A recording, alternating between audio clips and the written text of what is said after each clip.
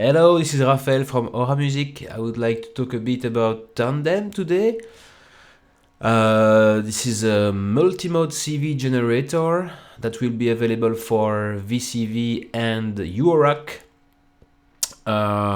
Today I would like to explain the features on the URAC module because the firmware is near to finished for the hardware version, but not for the VCV version. So let's go. Okay, let's start with a quick description of the prototype. This isn't the final faceplate, of course. The faceplates are coming, but these are the final PCBs. And you can see on the back the connectors to program the microchip. One for ST-Link, another for serial, and of course the power supply connector. So, okay, let's try it. Okay, before we start, I'd like to explain that the first series of jack, the upper series of 4 jacks, are for CV inputs and gate inputs, and the second series of 4 jacks, the lower, is for CV outputs and gate outputs. Now let's start with the main menu. In the main menu we can select a preset. We can also select a bank, and there is 16 banks of 32 presets. And once we have selected a preset, we can choose between 3 different CV generators for each channel. We can select an LFO or an envelope generator or a sequencer. And from the main menu we can also access the internal patch bay. Once we have accessed this with this button, we can use the knobs to select the input, okay, and the lower knobs to select the output. And we can connect those just by pressing a button. If it is blinking, this is not connected, and if it is not blinking, this is connected. You can of course do the same by connecting some wires in the inputs and outputs, but the advantage here is then this is saving your presets, so you save time and you save jacks. Okay, I'm gonna show a bit the features of the LFO. See the bar showing the reading state of the LFO, and here this is the reset button. We can change the rate, okay, and go through 0 and in the other direction. We can also change the waveform. There are 8 waveforms, and we can change progressively from one to another. There is a sawtooth, a sine, a triangle, a notch, what I call a mountain, and of course a random generator. We can also set the phase position, or in other words the reset position. And the last knob is to set the trig position. So when the reading bar meets this bar, then I'm moving, it sends a gate on the gate output. With these 2 buttons I can choose a channel quickly, and I will choose the second one with an envelope generator, so I can modify the attack of the envelope, I can modify the decay, I can also modify the sustain, and of course the release parameter. And by pressing the upper right button I can access some extra parameters, so I can pass progressively from a linear envelope to an exponential envelope. I can also send the trig to the gate output on end of release or end of attack, end of decay. I would like to say also that the upper left button is made to trigger the envelope. And now I'm gonna show you how to route some CV to a parameter. So if you press one of the two white buttons, you're gonna access to the CV routing for the parameters of the current model. So here you get attack, release, sustain, and decay, and you can also set the level of the CV sent to this parameter. It works exactly the same way for a LFO, so you can access to rate, waveform, phase position, and the trigger position, and of course set the level of the send for each of these parameters. So there is two CV inputs, CV1 and CV2, but each channel can use CV1 and 2. And now I would like to show you just quickly how we can save a preset. So when we are in the main menu, we can repress the white button and we come in the saving menu. We can choose a letter with this knob and add it with the button.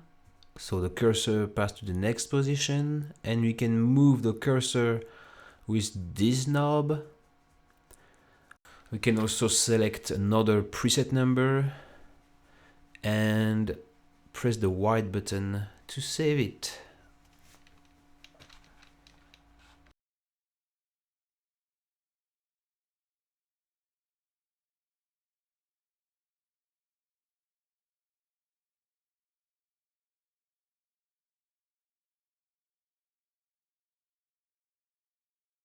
Okay, so let's explain how to use the sequencer. And now we are on loop mode. This is just on the right side of the screen, and we have to push the button if we want to pass to the next sequence. And for each sequence, we can choose the root note, of course, the chord, and so there is minor, major, minor 7, major 7, 7, sus4, add4, diminished, augmented, power, and octave. Power is made of fifth and octave notes. And I can also use this knob to change the octave. If I press on this button, and I can use the white button to quit the loop mode, and then it will automatically pass from one sequence to another if I press play. And if I'm in loop mode, so loop mode, I have to press on this one to pass to the next sequence, and this allows me to edit one sequence and also to change for this root note, which means that I want this sequence to be skipped when I will read all the sequences one after another. Okay, so there is no internal clock, so this button will display X. It just means that we will play if a clock is sent to the gate input. And this button on the bottom allows me to change for extra parameters, for example shift to shift the sequence, or order to select between 16 different orders.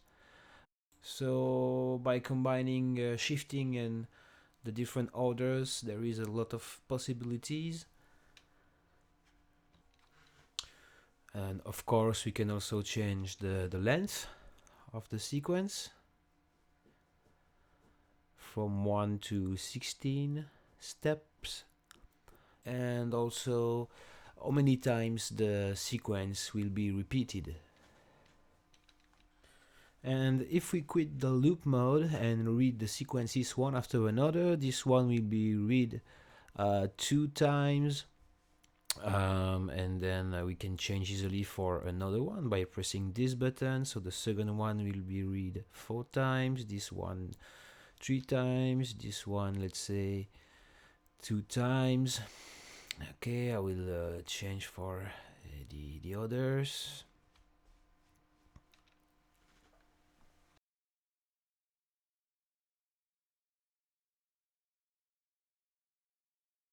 Okay, so I can easily change many parameters for each sequence. Here I'm modifying the shift, and I can also change the rhythm. Okay, I move the cursor and I press this button to enter or erase a step. Okay, so basically for each sequence we can change the root note, the chord, the octave.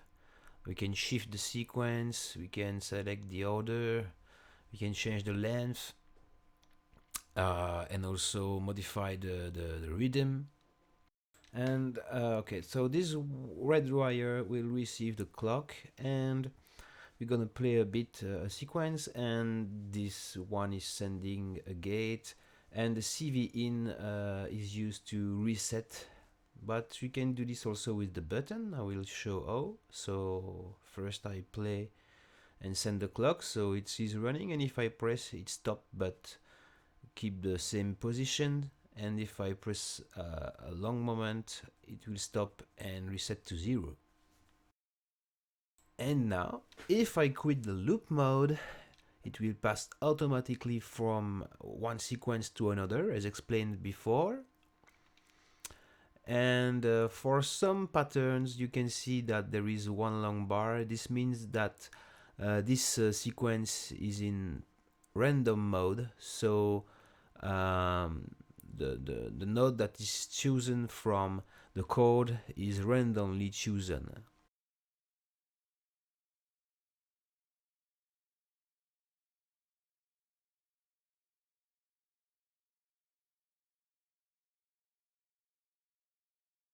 Okay, so now let's do some sound and play a little song in some way made of different sequences. So I press this button to run the sequences.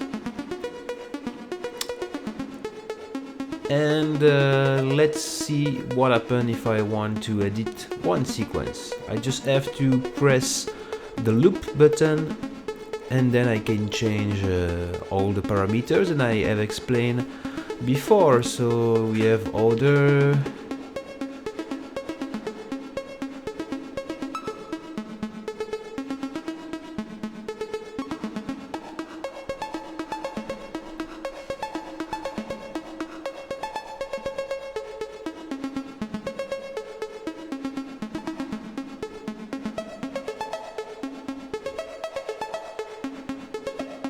so there is 16 orders.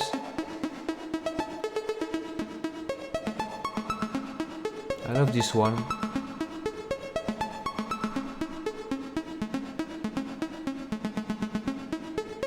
Okay, here I change the length. And of course, as explained before, I can modify the number of times the sequence will be repeated from 1 to 8 times.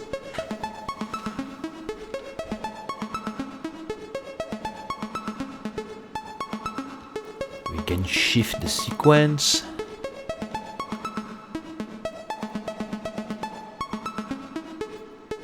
And then I fully turn the knob. I'm in random mode. So the random mode will randomly play a note that is contained in the current chord and in the current note order.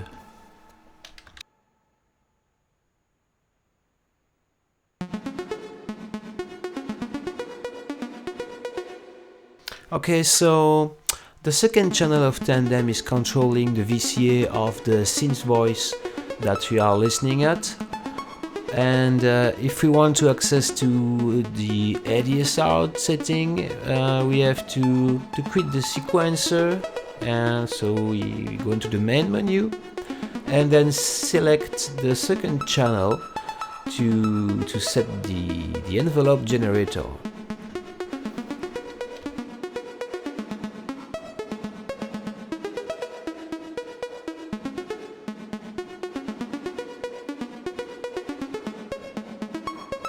Okay, so as you can see, I don't need to use a jack to connect the gate output of the sequencer to the gate input of the envelope generator.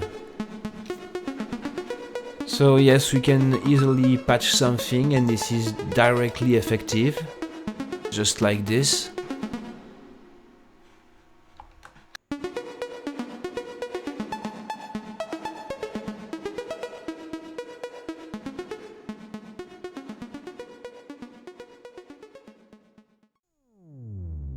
Okay, so let's try the low frequency oscillator. So I send this one from channel 2 into a VCO.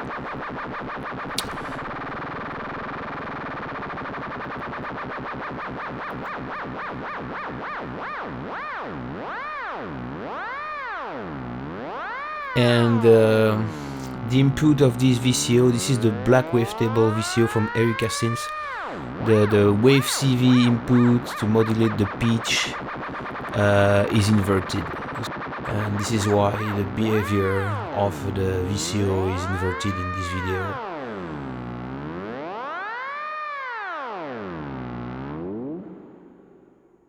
And now I use the channel 1's LFO to control the VCF frequency.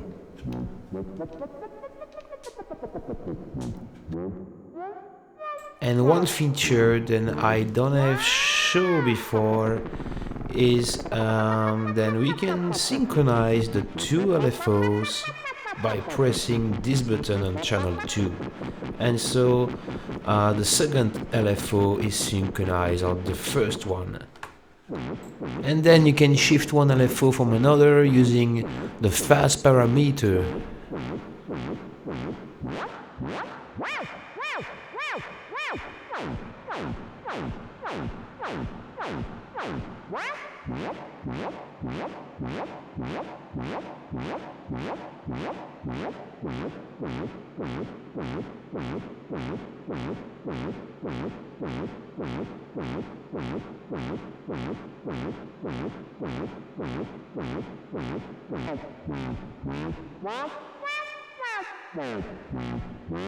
Okay, so now let's see how we can do something more complex using the internal patch bay. Okay, what I can do is connect the gate inputs and outputs of the LFO number 1. So when we meet the trig position, it sends a trigger to the trig output, and we send it to the reset input. So each time we meet the trig position, the LFO is reset, and then the LFO now is running only from the reset position to the trig position.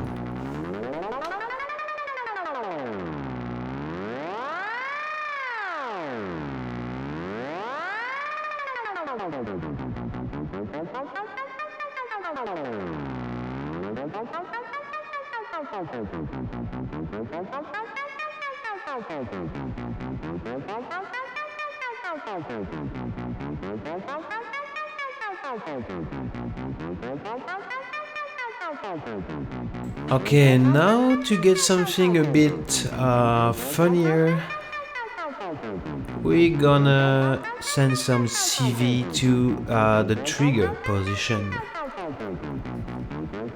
using the internal patch bay.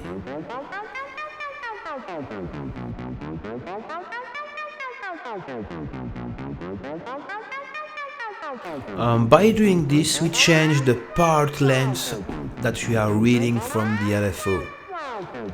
Let's see this. So we're gonna change a bit the phase position so we can see. Okay. Okay, let's change a bit the waveform.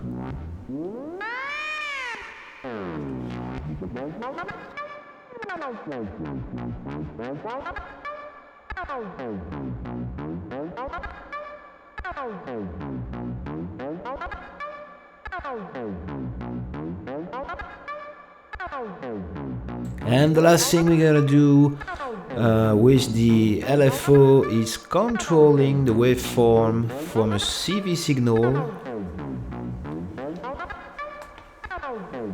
Okay. But we need to use the external patch bay to route something into CV1.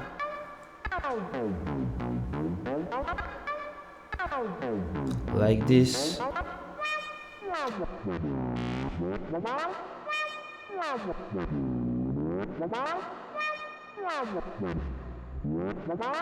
We can see the waveform is changing.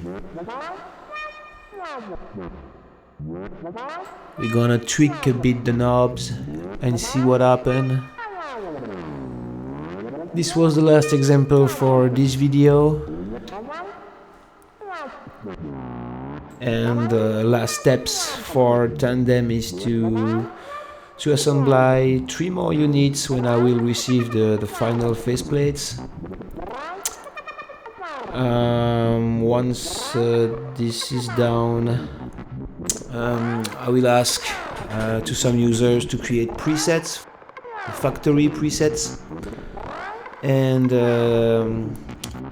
to test it a lot to get something very stable when it will be released. So thank you, have a good day, stay safe, and goodbye.